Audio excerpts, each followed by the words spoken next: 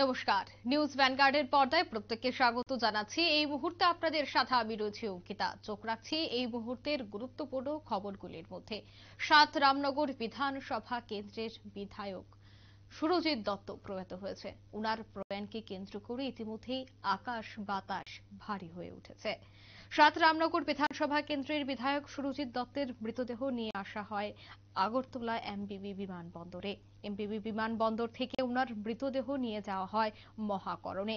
পরবর্তীতে ভারতীয় জনতা পার্টির কৃষ্ণনগর অবস্থিত দলীয় কার্যালয়ে সেখানে প্রয়াত বিধায়কের নিজ বাসভবনে নিয়ে যাওয়া হবে উনার দেহ। গোটা বিষয়ে সংবাদ মাধ্যমের মুখোমুখি হয়ে প্রতিক্রিয়া জানান আগরতলা পুর নিগমের মেয়র দীপক মজুমদার। তিনি কি বলছেন শুনুন।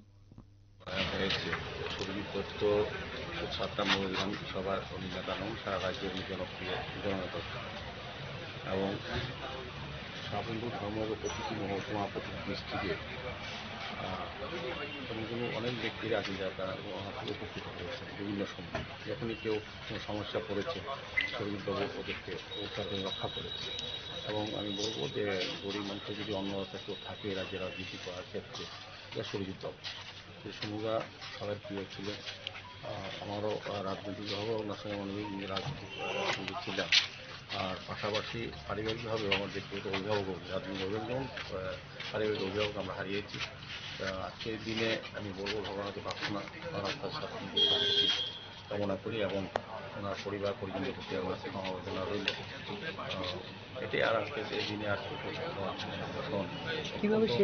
মানসিকভাবে দুঃখ পেয়েছি এবং এই অপূর্ণের প্রতি দলের এবং বলবো আমাদের রামনগর বিধানসভা রাজ্যের মানুষের কাছে এটা অপূর্ণ। কিভাবে ওনার শেষ যাত্রাটা সম্পূর্ণ করা হবে? এখান থেকে যাবে আপনার যাবে, তারপর সেক্রেটারি হয়ে মহাকরণ হয়ে বিধানসভা যাবে প্রথম, এখান থেকে তারপর মহাকরণ হবে, মহাকরণ থেকে দলীয় অফিসে যাওয়া হবে, যাওয়া হবে, এখান থেকে বাড়িতে নেওয়া হবে, তারপর এখান থেকে মহাসদনে।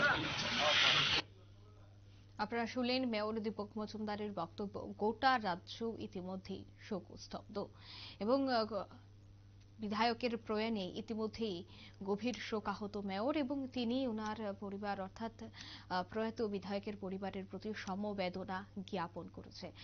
আজ এক বিশাল কর্মসূচি রয়েছে। বিশেষ করে প্রথমেই ওনাকে মহাকরণে নিয়ে যাওয়া হয়। সেখানেই গার্ড অফ অনার সহ মুখ্যমন্ত্রী থেকে শুরু করে বিধানসভার সদস্যরা একে একে প্রত্যেকেই শ্রদ্ধাঞ্জলি জ্ঞাপন করেন। তারপরে বিজেপি দলীয় কার্যালয়ে ওনার মৃতদেহ নিয়ে আসা হবে এবং সেখান থেকেই পরিবারের অর্থাৎ ওনার বাড়িতে নিয়ে যাওয়া হবে শেষবারের মতো সুরজিৎ দত্তকে। নিয়ে নিচ্ছি ছোট্ট একটি বিজ্ঞাপন বিরতি, সাথে থাকুন।